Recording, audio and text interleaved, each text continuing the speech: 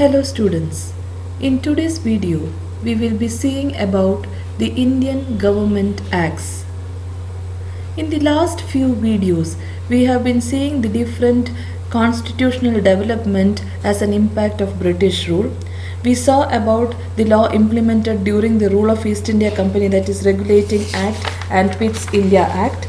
Later, we saw about the Charter Acts. Charter Acts were made to renew the license of East India Company. We saw two important Charter Acts, that is Charter Act of 1813 and Charter Act of 1833. In today's video, we will be seeing about the British Government Act, or it is later described as the Indian Government Acts.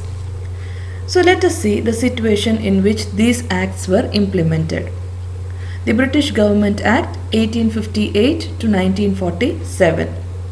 The Sepoy Mutiny took place in 1857 due to the problems in administration of East India Company and anti-Indian acts. So the Sepoy Mutiny, which is also called as the 1857 revolt, or it is also called as the First War of Indian Independence.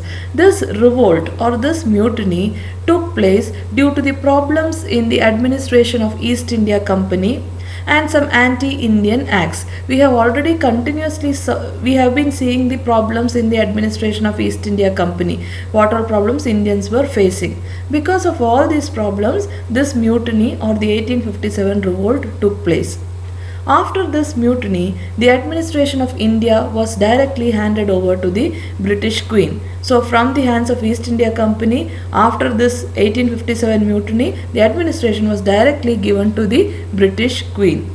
During this period, Indian Government Acts were passed and there were many Indian Government Acts which were implemented.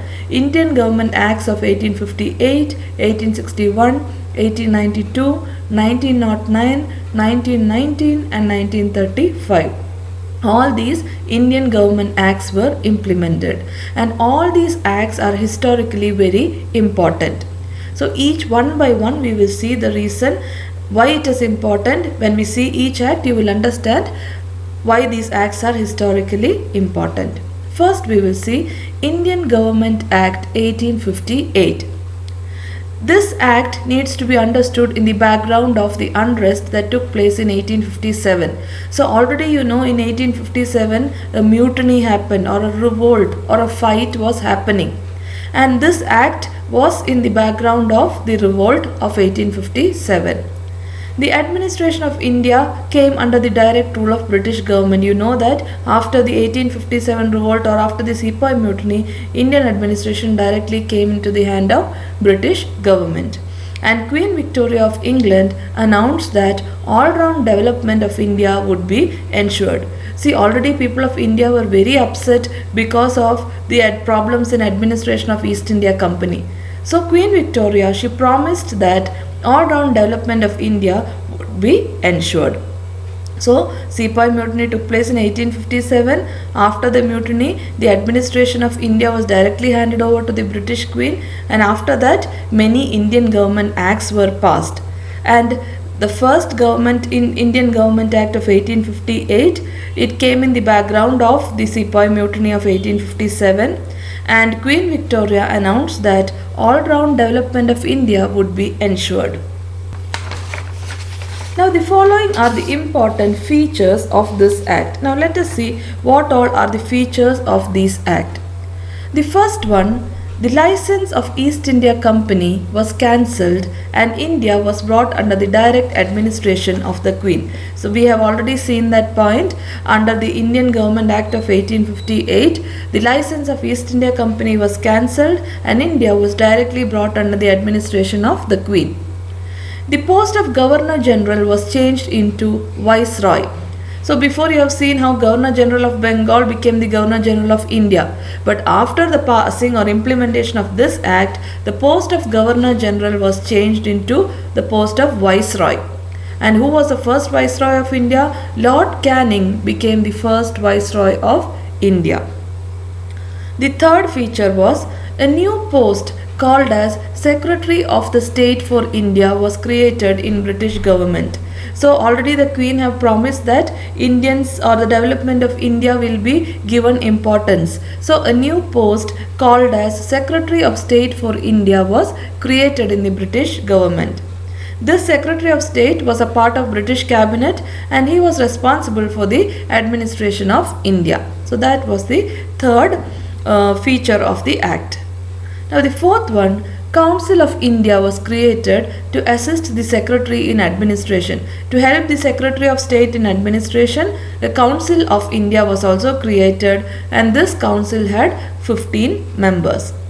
So all these were the different features of the Government of India Act of 1858. So this act came in the background of the Sepoy Mutiny of 1857. After this Sepoy Mutiny, Indian administration directly came in the hands of British government and Queen Victoria of England announced that all-round development of India would be ensured by the British government. And the features of the Government of India Act of 1858, first one, license of East India Company was cancelled and India was directly under the administration of the Queen. Second feature, the post of Governor General was changed into Viceroy and Lord Canning became the first Viceroy of India. Third one, a new post called as Secretary of State for India was created and he was a part of British cabinet and was responsible for the administration of India. Fourth feature, Council of India was created to help the Secretary in administration and this council had 15 members. The next act was the Indian Council Act of 1861. So we studied about 1858 Act. Next is the Indian Council Act of 1861. This act came into effect after the 1857 revolt or after the Sepoy Mutiny. Indians were allowed to participate in the process of creating laws. So slowly, as promised by the Queen, Indians started to be allowed to participate in the process of creating laws. So this act came into effect after 1857 revolt and Indians were allowed to participate in the process of creating laws.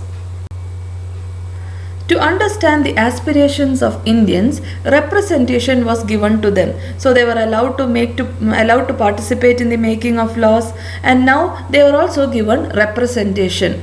This policy is called as a policy of assertion. That is, Indians were given chance to make laws for their country. They were given representation and this is called the policy of assertion. Now some important features of the act are: the Indians were nominated to the Council of Viceroy as non-official members. So Indians were nominated to the Council of Viceroy but they were as non-official members. Viceroy was authorized to proclaim ordinances in case of emergency. So if any case of emergency come, that time the Viceroy was given the power to proclaim ordinances. So here Governor General was changed into Viceroy. The post of Governor General was changed into Viceroy by the Government of India Act of 1858. Now in the Act of 1861, this Viceroy was authorized to proclaim ordinances in case of emergency. If any emergency come, Viceroy can proclaim ordinances. That was Indian Council Act of 1861. So this act came into effect after the revolt of 1857 and with this act Indians were allowed to participate in the process of creating laws. And to understand the aspirations of Indians, they were given representation. This was called as policy of assertion. Indians were nominated to the Council of Viceroy as non-official members and Viceroy was authorized to proclaim ordinances in case of emergency. So slowly Indians started to get a chance to participate in administration. Before, during the time of East India Company and all, Indians were not given a chance to participate in administration. But here, slowly, as the Queen promised, Indians started to be given some chance to participate in the administration. So next is the Indian Council Act of 1892. So first we studied the Act of 1858. Second, 1861. Now third is Indian Council Act of 1892. This is a continuation of the Indian Council Act of 1861. It extended the participation of Indians in legislative bodies. So already Indians were given the chance to participate in making of laws, and this act extended that. A little more chance they were given to participate in the legislative bodies. This was because of the critical view expressed by Congress organization towards the British administration. So the Congress organization were telling some critical views about British administration. They were telling or they were criticizing that Indians were not given much chance in the administration. So in view of that critical view, what happened? Indians were given a little more chance to participate in the legislative bodies. So Indian Council Act of 1892 is a continuation of the Indian Council Act of 1861. It extended or it gave a little more chance for Indians to participate in the legislative bodies. This was because some Congress organization had made some critical views towards the British administration. That is why they gave Indians a little more chance to participate. Now some important features of the Act of 1892. The number of additional members in the regional and central legislative bodies was increased. So already we have said that the participation of Indians was extended. That is same thing here, it is explained. The number of additional members in the regional and central legislative bodies were increased.